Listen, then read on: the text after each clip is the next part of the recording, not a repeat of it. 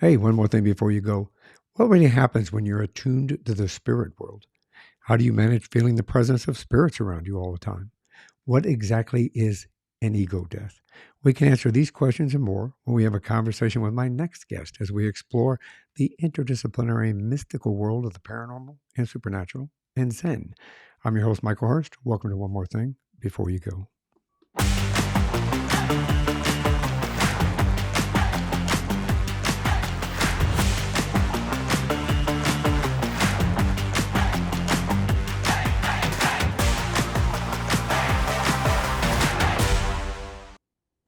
Hey, my guest in this episode is Jay Rooney. He's always felt attuned to the spirit world, had horrible nightmares as a child, later realizing they were fear eaters, and we'll talk about that. Felt the presence of spirits, has experienced an ego death, as I just mentioned earlier, and we'll talk about that. He pursues a daily mystical practice that's a blend of Zen, Kabbalah, and chaos with a dash of Jung. As part of this practice, he works with dreams, angelic invocations, sigils, servitors, and much more. In this day job, Jay is the publisher and host of Game and World. It's an award-winning weekly newsletter and companion podcast that explores the intersection of video games with the arts, sciences, and humanities. His mission is to educate gamers and non-gamers alike about video games, artistic narrative, educational, and even therapeutic value. Welcome to the show, Jay. Thanks for having me. Yeah, I love your interdisciplinary approach to even gaming. hmm It's amazing. Yeah, it's something that kind of takes people by surprise. I certainly am surprised that I still have so much more to say about the topic about about a year and change later since starting it. But yeah, you could tie anything to video games. I mean, anything. Like anyone in your audience wants to try me, challenge accepted. DM me. Like, prepare to be amazed. Prefer to be amazed. Yeah, my oldest daughter actually left the acting career and is now a gamer actually, and Oh, loving it. She's enjoying it more. There's no auditions, no casting calls, no 18-hour days. yeah. At least from that Does she perspective. is she on Twitch or like She's on Twitch. She's on TikTok. She's on. mhm. There's not a gaming platform. Forgive me, I'm not that familiar with the gaming. I'm an old guy. I'm not. I really can't get into the games because of I have a disability, so I can't Yeah. play very well. So, but I enjoy watching her, and she's having a really good time with it, and she's much more relaxed than she was as an actor.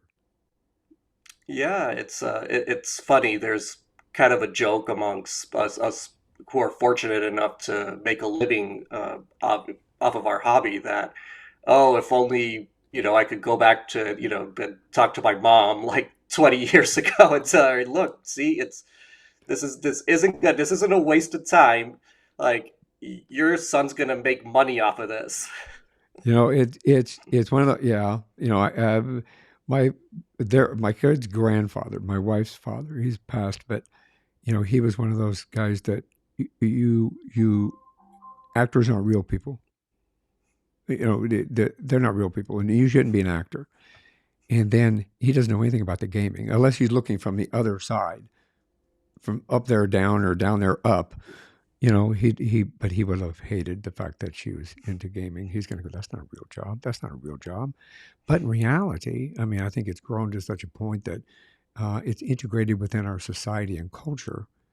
All aspects Absolutely. of gaming. And how it's Absolutely. evolved into VR, into hmm with MetaQuest and VR, Oculus VR, and things like that. I Yeah. think it's really immersed us.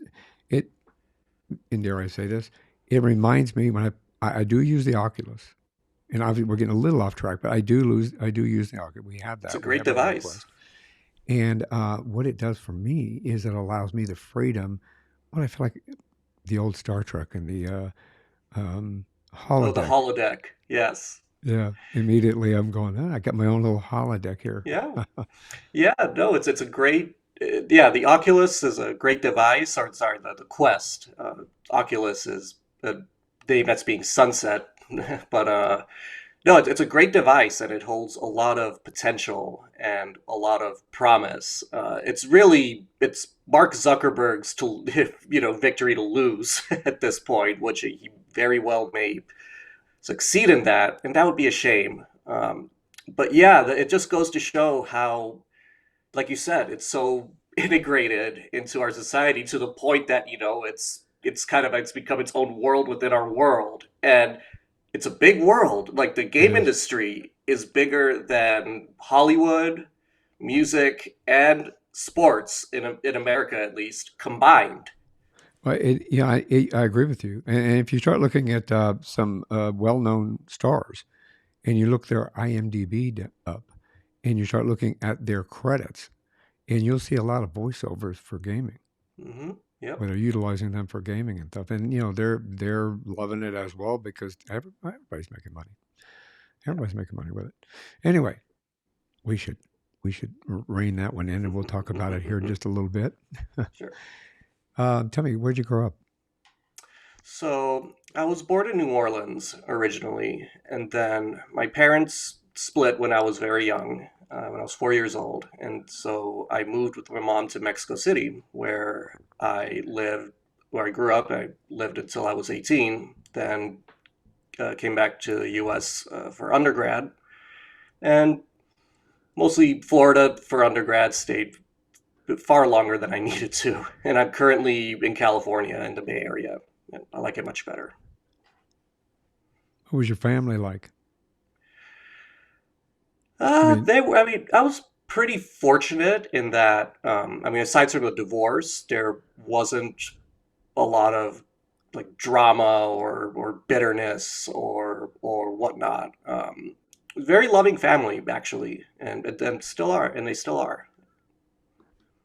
it's yeah. We all look back at our childhoods, and it kind of helps determine what direction in life that we go, and how we approach things. What got you into gaming?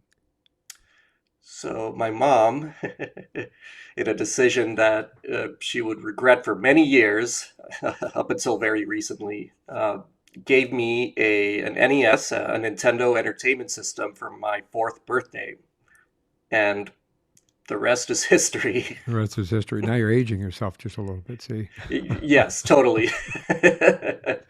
well, I can't complain because my very first computer was a whopping 10 megahertz fast with a I know flop. that was like, whoa. Yeah, It yeah. was crazy. Yeah, things have evolved to such an extent that, well, we said earlier, you kind of immerse yourself within the Mhm. environment, you live within it, and create your new persona, and here you go. So I know that when we had some information that you relayed to me earlier before we come to this point, and you had said that you've always kind of felt spirits around you. When did you Mhm. first start noticing that? So the first time I noticed was probably when so you mentioned those nightmares I used to have. I used to have terrible nightmares.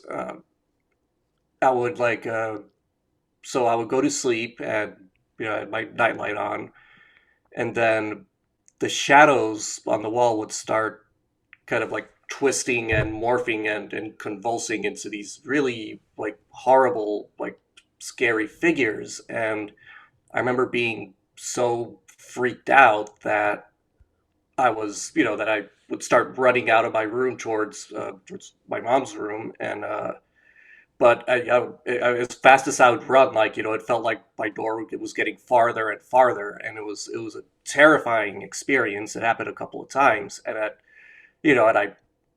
swore up and down to my mom that there's things in my room with me, and she's like, no, no, it's just a bad dream. How that's kind of the standard response, right? And so I figured, okay, sure, it's just a bad dream. It wasn't really until I started kind of going down like these sort of metaphysical rabbit holes that I put two and two together, and I realized, wait a minute, like there actually were things in my room with me. I knew it, right? Like kids, their intuitions are so finely honed, right? And it's a shame that that's something that that we shed as we grow older. But yeah, I knew it. And it was really validating to find that out. Um, and then it kind of got me, kind of got me interested. You dive down a rabbit hole, and you always want to see how deep it goes, right? And Absolutely.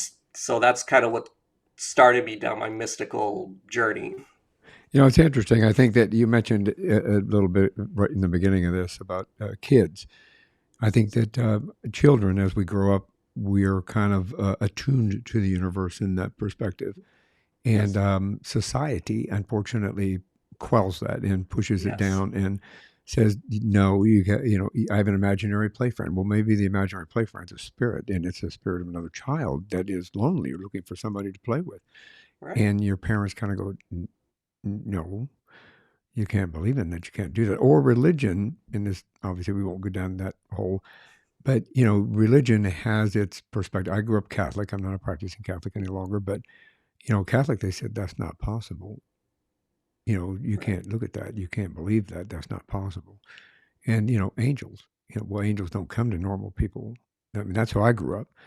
And you yeah, kind of go, well, I don't think so. I think I can talk to an angel if I want to. And there's always going to be an angel over my shoulder and so forth. yeah, And they're going, nope. And it's unfortunate, like you said, it's unfortunate because they close the door on something that can actually be amazing, yes, and yes, astounding. And the hmm, opportunity to be able to really understand that there is something on the other side yeah, that we are taught not to understand or say it exists. exactly, Yeah. yeah. The life and just the fact of our very existence is really remarkable, and that's just the starting point, right? Just a universe, reality, existence. It's all so much more wonderful and fascinating, uh, that that than we think it is. We just have to learn, to slow down a bit and actually look. And Yeah. Open our those eyes, things, open our ears. yep, exactly. Yeah. And it's there. And, it is, I know that you talked about what you used to see as a child from the nightmares. You called them fear Fear eaters. eaters. Yeah. Help us understand what a fear eater is. So I don't know if you've ever seen any of those old kind of like Renaissance paintings of a person asleep. Usually it's a woman, of course, like asleep and kind of like and this like shadowy being, like kind of like sitting and pressing down on her chest. I don't know if you see it. It's Yes. there's quite a few paintings with that imagery, right? Well, that shadow thing, that's a fear eater.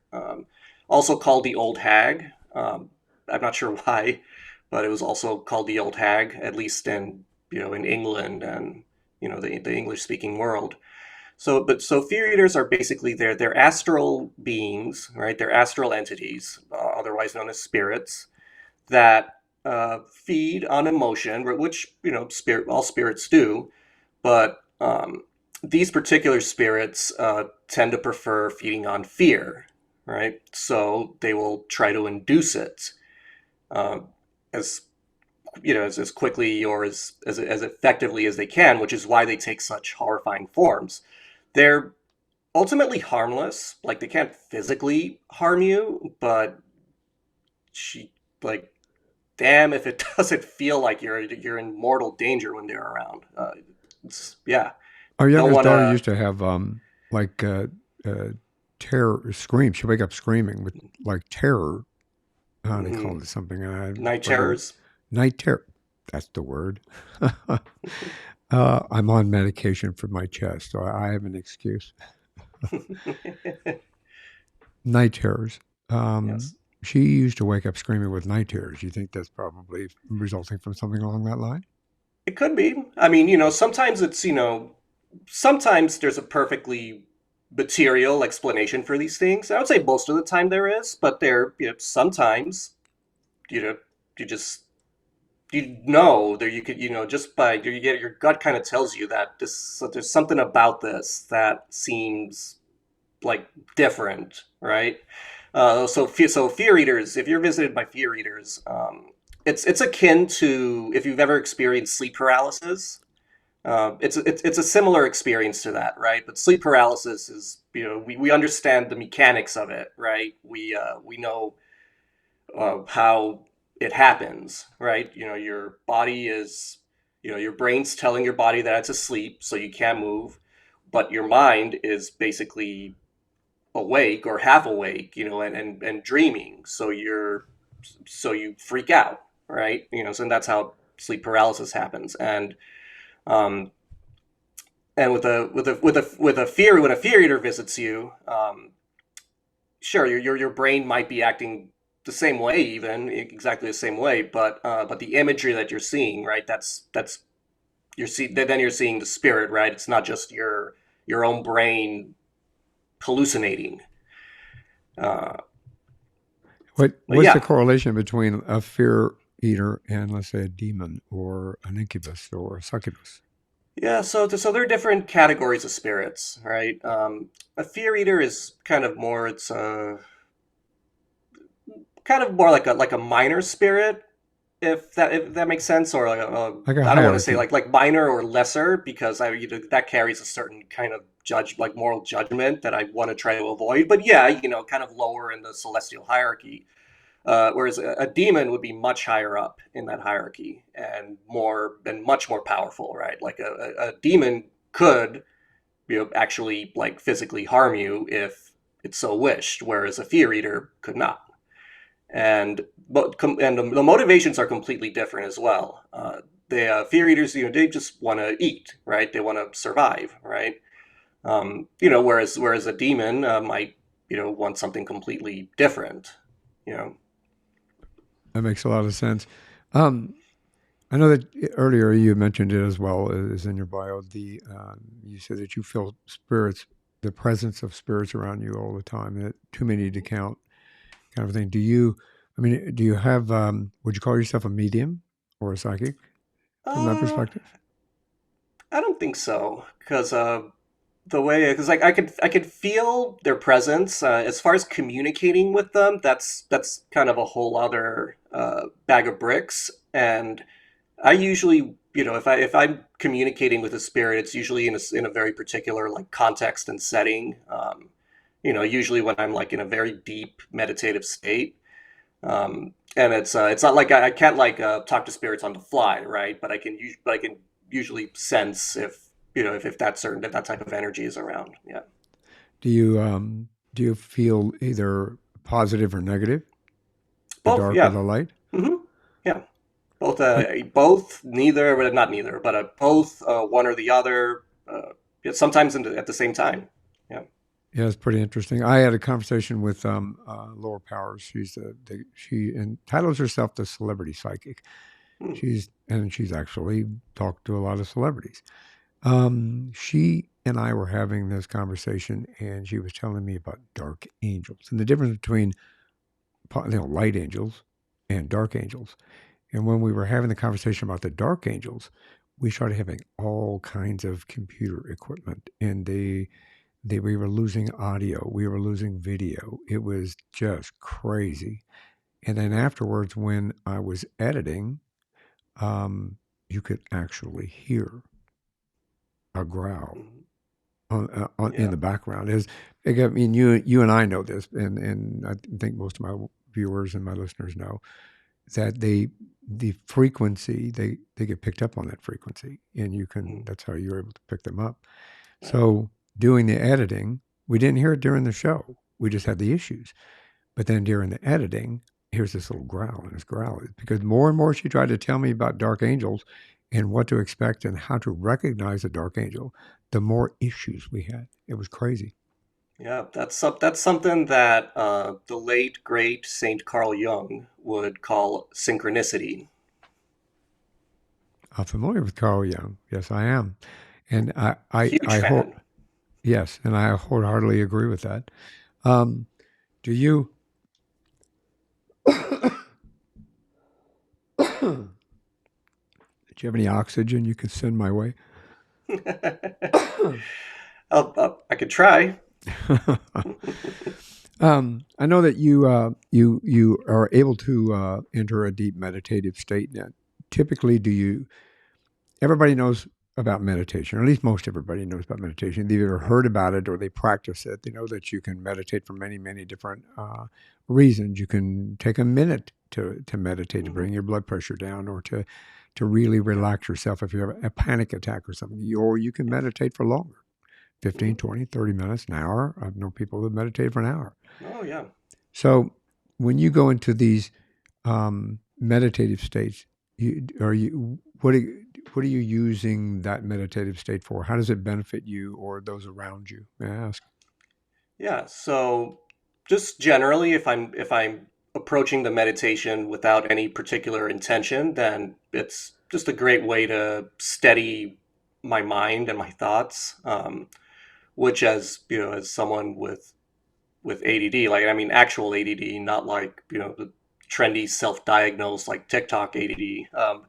It's that's it's very helpful to me in that sense. And then if I do, if I am approaching it with an intention, then that's that state is that deep meditative state that I enter. Well, that's where the magic happens, pun intended.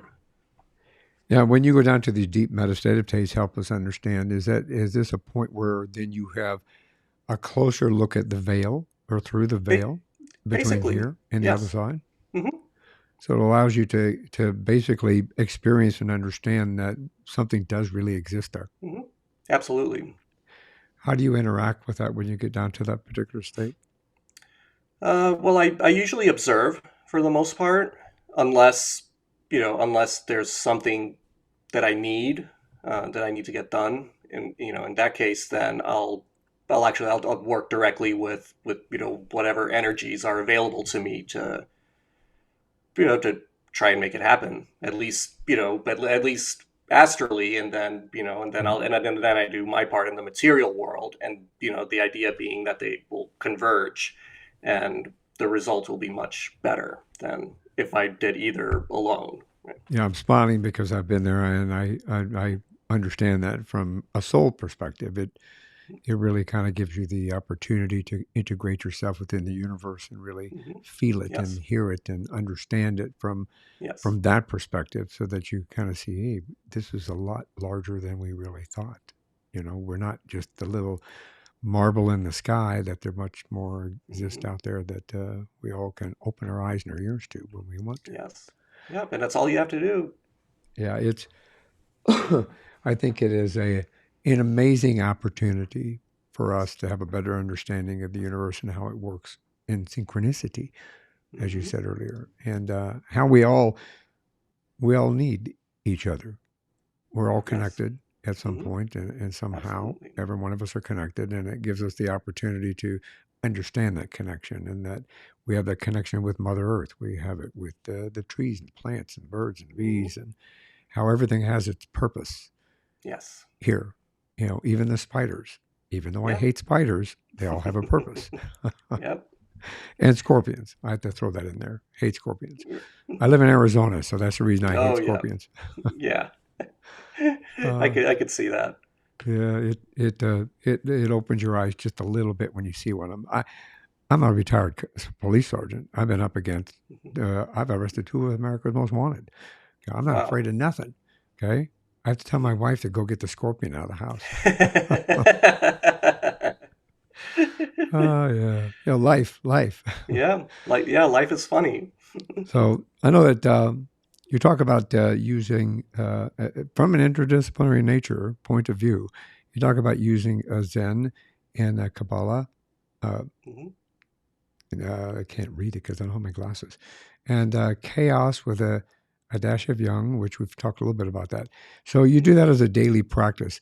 How Mhm. how can we how can we do the same thing? How can one of us take those practices? I practice Zen. I'm not practiced Kabbalah, but Yeah, the rest of it I have it's practiced. complicated. It's complicated. Very complicated. I mean, it helps if you have it helps if you have a Jewish background. Not not because of a gatekeeping or anything, but just because it helps to be kind of steeped in that tradition, because it gets very complicated very fast, Yeah, I can and imagine. you'll give yourself a yeah. It's possible, sure. Just have some Advil handy, Mm. But really, the easiest way to start is to sit down for 10 minutes a day, right? Just set a timer and just observe, right? Don't even try to shut down your thoughts or anything. Just observe and listen to the world around you, right? Oh, what's this chair in front of me? Okay.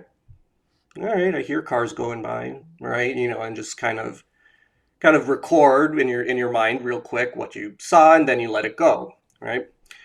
Then once you're able to do that, increase it to 20 minutes and then 30 minutes, right? And then you can start just trying to focus on just one thing, right? So like, oh, here's this light in front of me, and just try to focus on that one thing and that one thing only, right? And if kind of stray thoughts come into your head, just ignore them. Don't try to suppress them, because that just makes it worse. Just just ignore them, right? Just keep your focus on that this one thing. And once you're able to do that for 10 minutes, then do it for 20, and then for 30, and do it enough, and eventually you'll be able to switch to this state, pretty much like on call, right, on demand. And that's that state right there of focusing like on just one thing. That is like that's the key that unlocks the door to the other side, as we call it, right? That's the key to lifting the veil. It's called gnosis, and it's because when you're focusing all your energy on that one thing, right? Then that's where you can get really, really, really deep into things, and then when you shift that focus to, say, like a spirit sigil or something, right? Then that's what facilitates contact. Tell me what help us understand a sigil. I mean, I'm familiar with it, but most of the time that I Yeah. have any relation to that, it has been either on a TV show, Game of but Thrones. Game of Thrones, yeah, Yeah. or there's one on CBS and Evil on CBS. Hmm. They talk about sigils all the time. Yeah.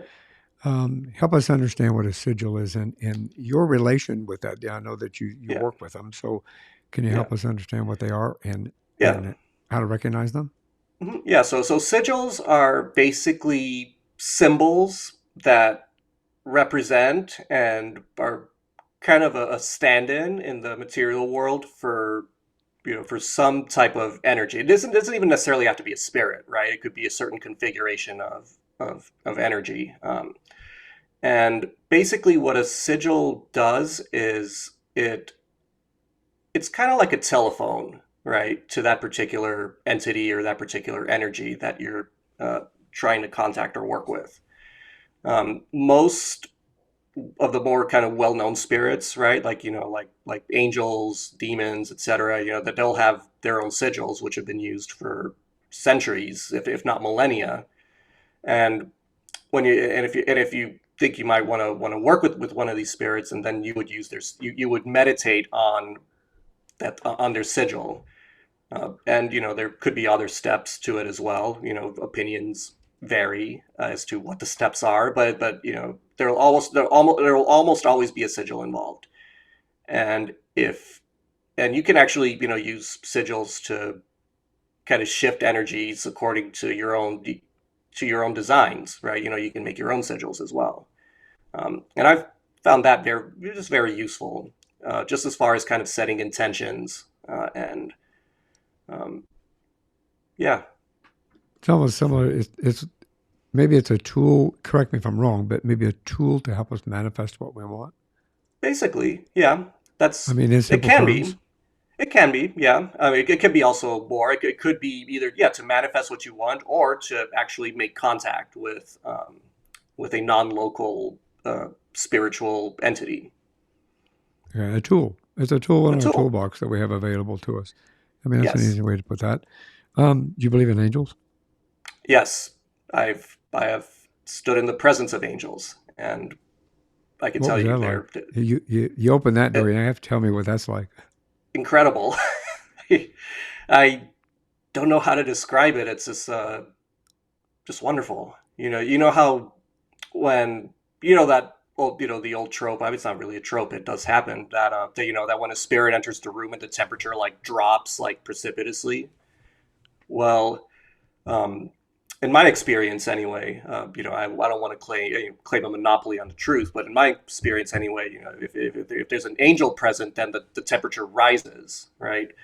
And not uncomfortably. It's more like a kind of like a warm blanketing feeling. It's very calming. You feel just an overwhelming sense of love and kindness and acceptance and peace. And there's there's really nothing like it.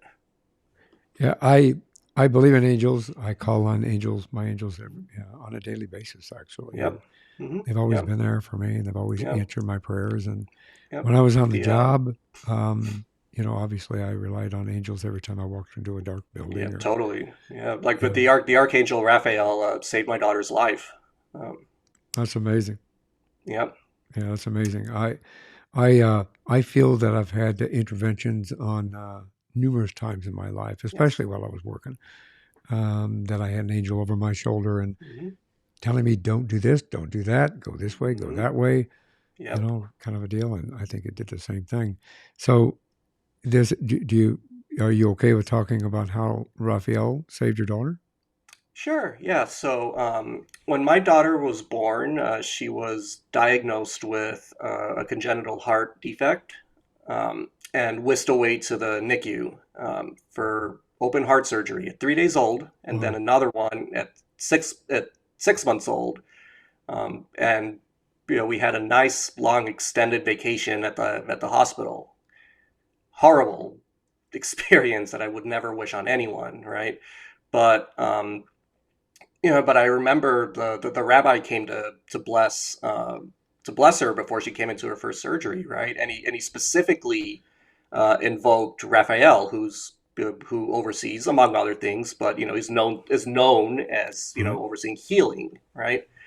And yeah, and as he was as he was saying the prayer, it's a beautiful prayer too. I'll have to look it up and send it to you. I have it Please. written down somewhere. But yeah, there was the energy change was unmistakable to me. Like I really felt it, Yeah. and sure enough, she's happy and healthy now. She's 5 years old now. Could never tell that she was that sick. Yeah. Congratulations. That's great. That's Thank a you. great story. Yeah. It's as parents. I think we call upon angels more than we think to help Yes. our kids when they're gone, when they're out there. Absolutely. My kids are adults. My kids are 30 and older, and we still invoke angels to help them in Hmm. certain situations. I think that Yeah. we all have the ability. You just have to ask. Totally. I think 99% of my workings are either related to either healing or protection. The Yeah. same thing here. I Yeah. I, I agree with that. Protect the kids. Take care of the kids, Hmm. help them heal. Yep. Our youngest daughter just had a surgery not too long ago, and Hmm. we called upon the angels to come and help. And I wholeheartedly believe in that. I mean, my mission in life is to help educate people and inspire and motivate them to understand that there is stuff on, like I said earlier, on the other side, and that we have the ability to open that door, and that we have the ability to reach through and have a conversation, to get to say what we didn't get to say to somebody that's passed on, you Yep. know, and tell them we love them, tell them we're proud of them, tell them that we miss them, and or ask for help. And I think a lot of society, unfortunately, today society, and in not all cultures, but particularly in the United States society, we've kind of shut that down quite a bit. I think that Yep. people have suppressed it. They don't find that it's easy to talk about. I can't tell you how many conversations I've had on this podcast alone where people walked away from they had gifts, and when they started expressing or practicing those gifts, like they were shunned by the family, and more for religious purposes, saying that that's not Mm. possible and you shouldn't be messing with the devil, so to speak. Right. And they walked away from that, And it said, look, I understand that there's more to life and there's more to life in the afterlife, Hmm. kind of a thing. So Yeah. thank you for what you participate, what you do to help promote this in the right direction.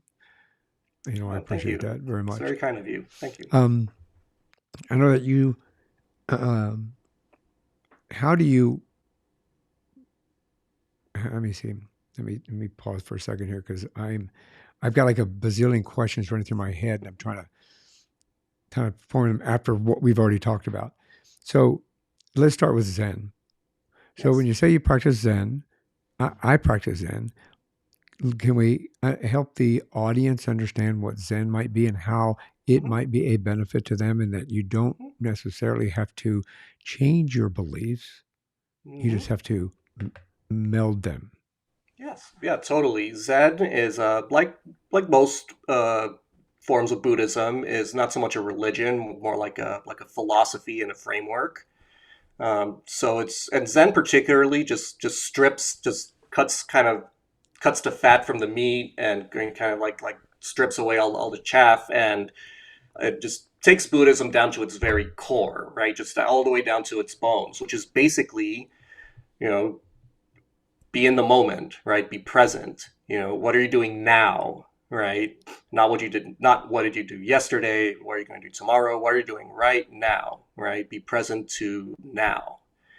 And that's basically it, right? That's Zen. That's the TLDR, the for Zen, or Zen 101, in a nutshell. Be present. And in Zen, you cultivate that presence through meditation, right? And unlike, say, if you're trying to like achieve gnosis, with Zen meditation, it's more like you're not trying to focus on anything, right? It's more you're trying to get to a place where you're just fully in the moment, right? So no thoughts are kind of intruding, no feelings are intruding. It's just like you're this feeling of oneness, right, with the present moment and with the world around you.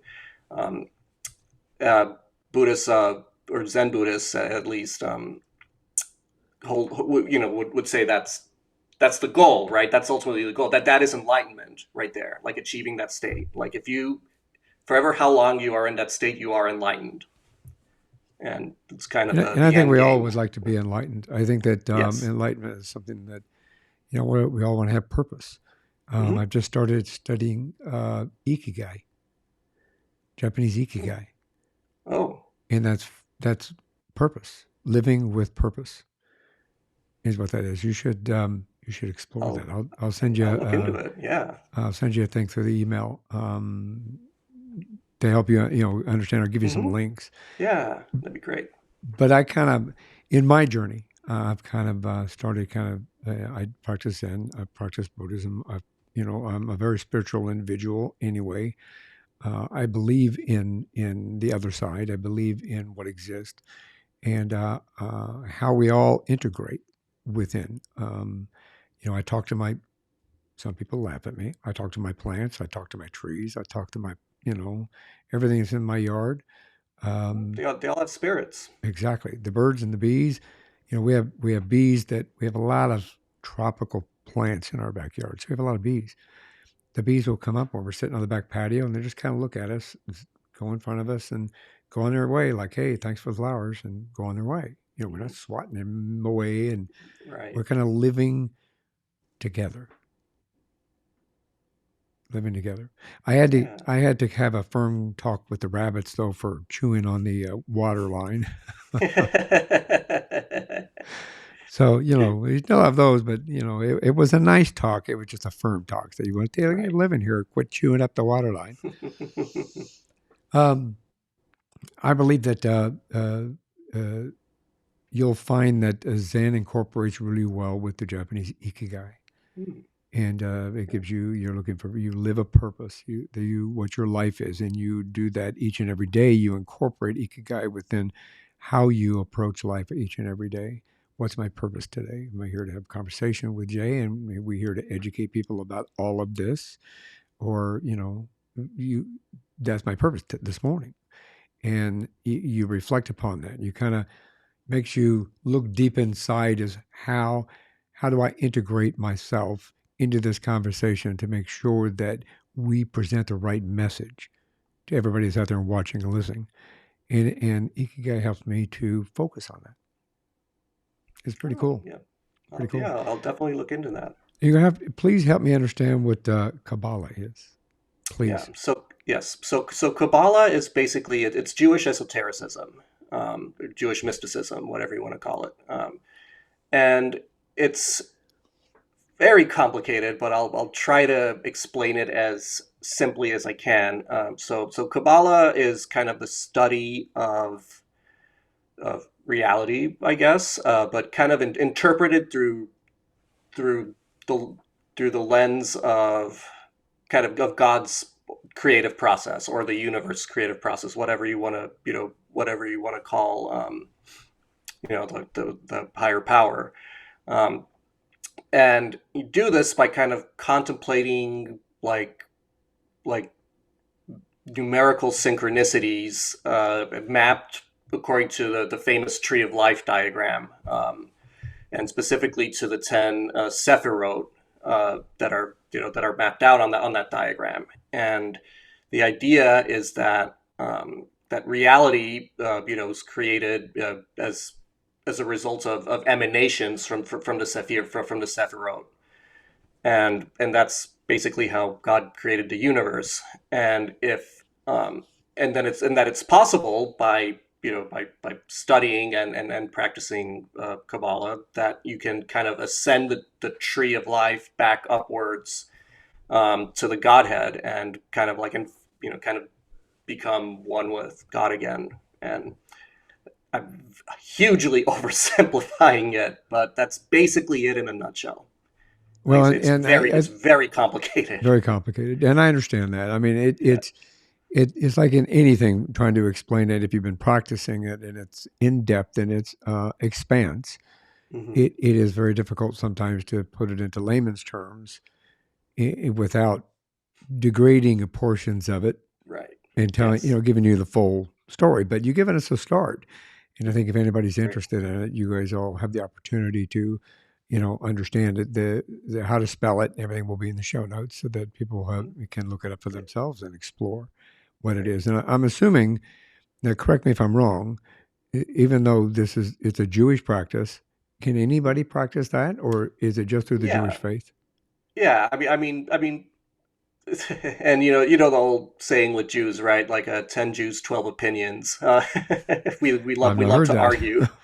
We love to argue and disagree with each other. But basically, no. It's there's nothing that there's nothing like at least like in the texts or anything that says that it's necessarily a Thou shalt closed not. practice. Right. Yeah. Like there's nothing stopping anyone from it. And in fact, like after Jewish Kabbalah was popularized, like kind of in the late Middle Ages, you know, others, like then like Christian philosophers kind of got a hold of it and kind of adapted to, and then then Christian Kabbalah became a thing, and then later Hermetic Kabbalah, which was kind of the domain of like people like Aleister Crowley and all that, right? So people have like kind of adapted it for to kind of like Right. that's in a way that works better for them and their theological kind of curricula, right? Right. But I would say Jewish Kabbalah would be very hard to learn and practice if you're not if you're not Jewish, because again, there's just Right. so much background that you kind of have to know before in order to make any sense of it. Yeah, that makes sense. I So, would start with Zen. right, yes, definitely start with Zen. That's what I did. Start with Zen. Start with Zen and look up Ikigai, which again I'll Yes. have a link for that in the show notes as Hmm. well. I know that you also talk about daily banishing and protection rituals, but I think we kind of Hmm. covered that. I do that Yeah. every day. We from your perspective, we put a white light of protection over and above this home every night Hmm. before we go to bed, Hmm. and we banish anything that's in here that's evil or demon or Hmm. Yep. here to cause ill health, and so forth.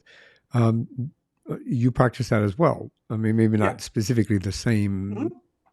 mantra Hmm. that we Yeah. Yeah. use, but do you find that it helps you to improve the environment around you? Oh, absolutely. As you recommend somebody, Absolutely. look into doing that within Mhm. themselves. I find that Yeah. it's very calming. It allows us to go to bed at night Yes. with a assurance that I think that Hmm. we have faith in our angels and our guides, and the fact that we've encircled ourselves with the white light of protection and love and healing, Yes. and that it allows us to get a better night's sleep and wake up Hmm. refreshed and all those Totally. kind of But good I things. like to do it at night and then one in the morning as well. It helps me go out into the world with more confidence. Knowing that I'm protected. I'm not done it. I should start doing that. We do it at night, but I'm not done it at Yeah. But maybe I'll try it in the mornings. Yeah. How do tarot cards play into the life? There's a way of just I use the tarot as basically as a means of introspection, right? Like I don't try to predict the future or call on spirits with them. I think the tarot's wonderful because, and we're gonna speaking of the late great Carl Jung, it uses archetypal imagery, right? So it's really good at stirring your subconscious into surfacing thoughts or making connections that it might not have otherwise. And that is worth its weight in gold when it comes to like decision making and uh, just generally looking at the world more as it is, or your world more as it is every day. And it's fun. It's fun to kind of try to decipher the meanings of the images and all that. And yeah, it's good fun. And there are a lot of really cool theme decks as well. So I kind of collect them. That's amazing. I have a tarot card read every day for me, just to Yeah, kind of give you an same. idea. And obviously, we're all in charge of our own fate. So if it comes Hmm. up with something negative, you can always reflect upon Shame. that, meditate, and understand you could change that direction. Yep. It's not Yes. set in stone just because it's Hmm. right there in front of you. Hmm. We all have that opportunity. I know that you take an interdisciplinary approach to many things in life, including your publication and your podcast. What Yes. got you into, tell us a little bit about your both of those, please. Your publication, you have a website, a publication, as well as a podcast. Yeah.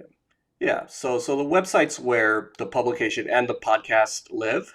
So that's a gameandword.substack.com. That's where you'll find everything. Of course, you could find the podcast on Apple, Spotify, Stitcher, yada yada, but everything's housed on that website. So that's where you should go, right? So the publication, so it's a weekly publication, and it kind of alternates between long form essays and podcast. And it's every Sunday at around from 8 to 10 a.m. Pacific time is when they go out, and they're themed.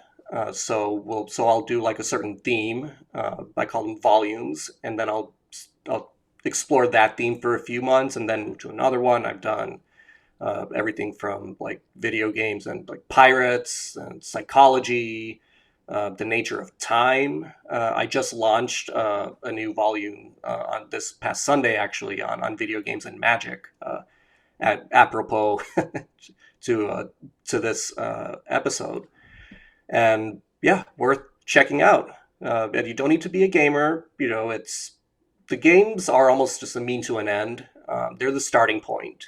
The real like meat and potatoes are the topics that we dive into from the games, right? And in this case, it's very much the history of mysticism and how it influenced video games, whether from a historical or philosophical or even spiritual perspective. It's going to be an awesome series, so check it out. That's amazing. And please tell us the how to get to the website again.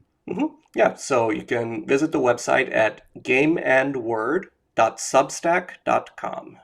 And I'll make sure that's in the show notes. Everybody has opportunity to just follow that link. But if you're driving, then just come back to it. Yeah. Be safe. Drive first. Yes. Well, listen, I want to thank you very much for everything that we've discussed today. I think that we've made a valuable contribution to educating and inspiring and hopefully motivating others out there to know that there is more to life on the other side of life, and that you just have to open your eyes and open your ears and, go from there. Exactly. I'll make sure that all of the information, how to contact you and how to get hold of your podcast and get to the newsletter and everything will be in the show notes.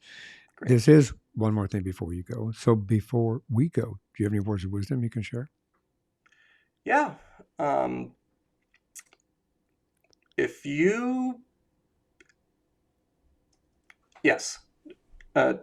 Trust your intuition more. We know our subconscious minds know much more than we could even think of. And if you can hone and trust your intuition more, and again, you can do this just through your regular 10 minutes of meditation a day, then you will be better equipped to discover the wonder in life and to discern, when you're experiencing something wonderful or extraordinary. Amazing words of wisdom. Outstanding. Thank you very much. Jay, thank you for joining us on the show. Thank you for sharing your wisdom, your experience, and your story with us. I really appreciate it. I hope to have another conversation with you down the road. Absolutely. Thanks for having me, Michael. Absolutely. Thanks for listening to this episode of One More Thing Before You Go. Check out our website at beforeyougopodcast.com. You can find us as well as subscribe to the program and rate us on your favorite podcast listening platform.